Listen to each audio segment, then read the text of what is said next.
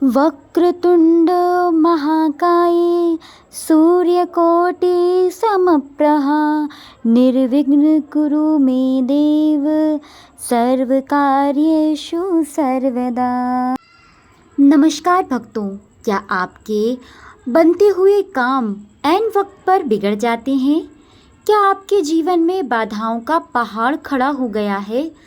शास्त्रों में कहा गया है कि जब सारे रास्ते बंद हो जाएं, तो वक्रतुंड महाकाय की शरण लेनी चाहिए। आज हम बात कर रहे हैं वैशाख मास की उस पावन चतुर्थी कि जिसे वर्ध गणेश चतुर्थी भी कहा जाता है। मान्यताओं के अनुसार इस दिन भगवान गणेश जी का आशीर्वाद साक्षात बरसता है। आज की इस कथा में, इस विशेष वीडियो में हम न केवल पौराणिक कथा सुनेंगे, बल्कि जानेंगे वो गुप्त उपाय जो आपके भाग्य के द्वार खोल सकते हैं। अगर आप भी चाहते हैं कि इस साल गणेश जी की आपके घर में खुशियों का भंडार भर दें, तो इस कथा को अंत तक श्रद्धापूर्वक जरूर सुनें। चलिए श्री गणेश जी के चरणों में ध्यान लगाते हैं। शुरू करते हैं आज की दिव्य कथा। वैशाख का महीना भगवान विष्णु और सूर्यदेव की उपासना का तो होता ही है, लेकिन इस मास की चतुर्थी वर्ध यानी वरदान देने वाली मानी जाती है। सुबह सुबह इस कथा को सुनने से मन को असीम शांति, सकारात्मक ऊर्जा प्राप्त होती है।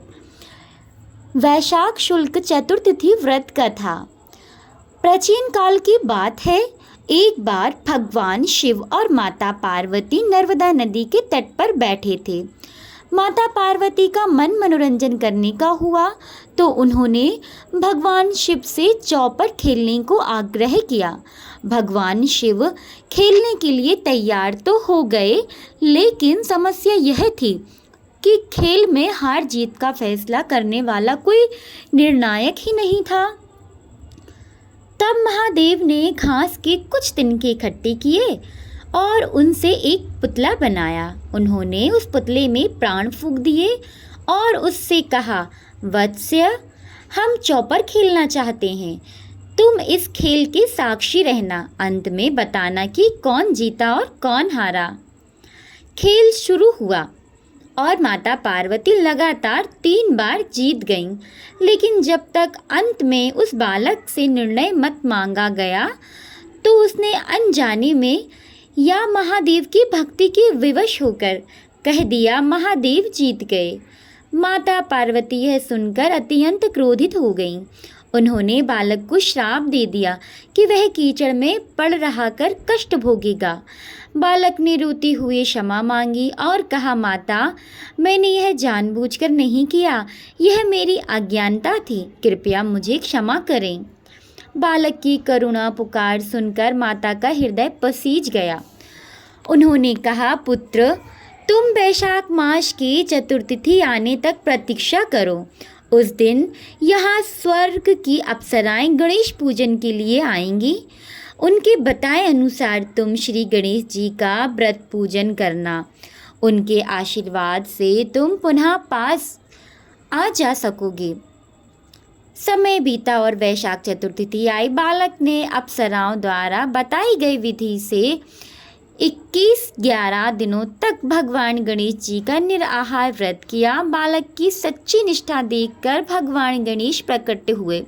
बोले, वत्स्य, मैं तुम्हारी भक्ति से प्रसन्न हूँ, वर मांगो। बालक ने हाथ जोड़कर कहा, हे विघ्नहर्ता, मुझे इतनी शक्ति दें कि मैं कैलाश पर्वत पर पहुँच सकूं और माता पिता के चरणों में स्थान पा सकूं। गणेश जी ने उसे तथास्तु कहा। वह बालक तुरंत कैलाश पहुंच गया।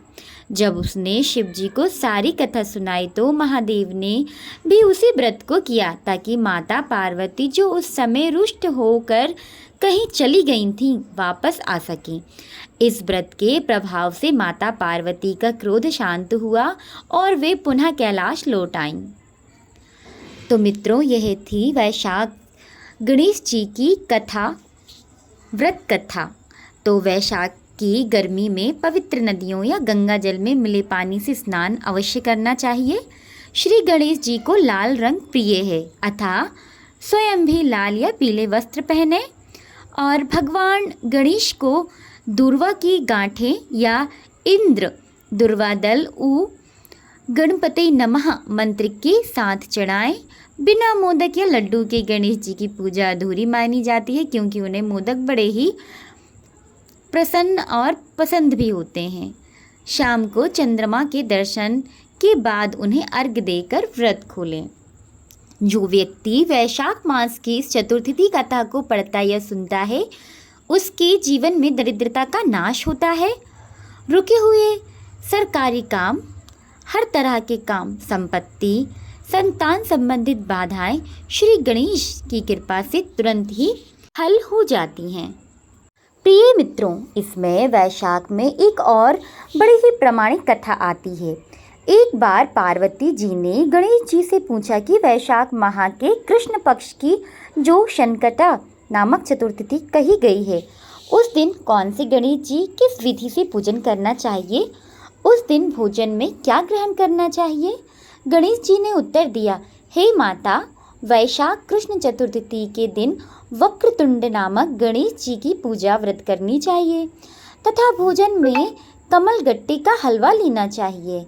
हे जननी, द्वापर युग में राजा युधिष्ठिर ने इस प्रश्न को पूछा था और उसके उत्तर में भगवान श्री कृष्ण जी ने जो कहा, मैं उसी इतिहास का वर्णन करता हूँ।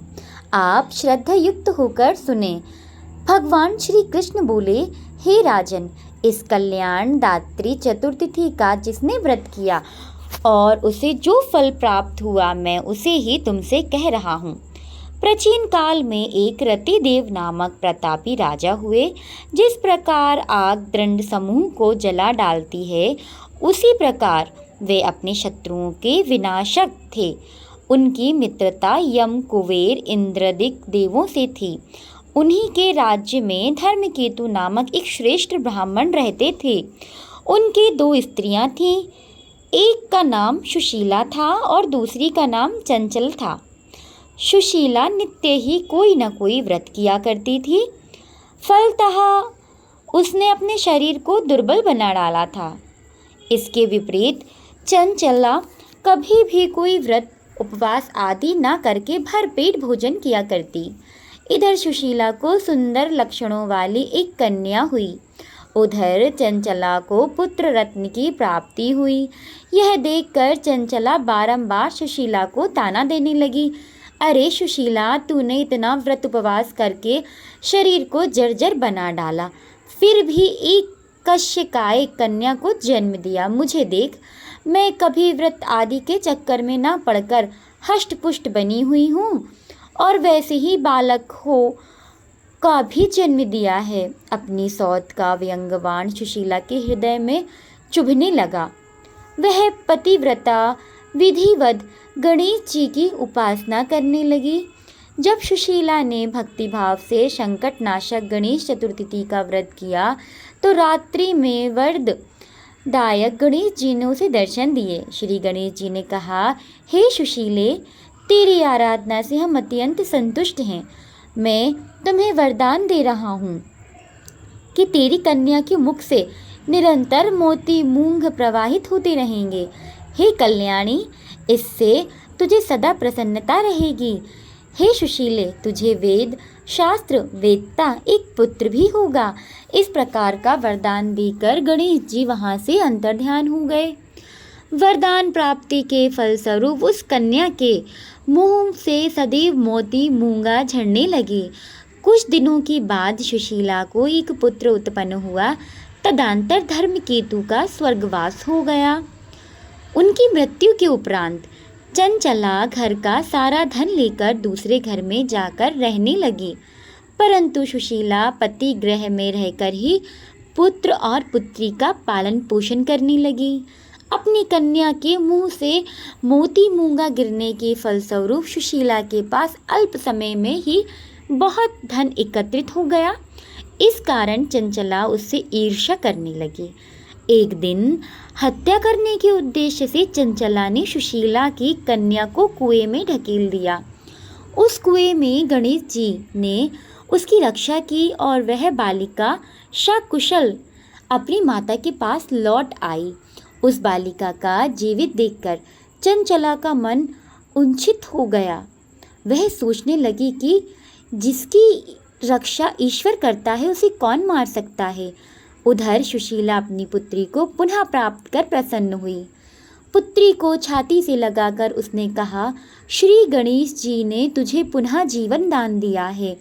अनाथों के नाथ गणेश जी ही हैं। चंचला आकर उनके पैरों में नतमस्तक हुई।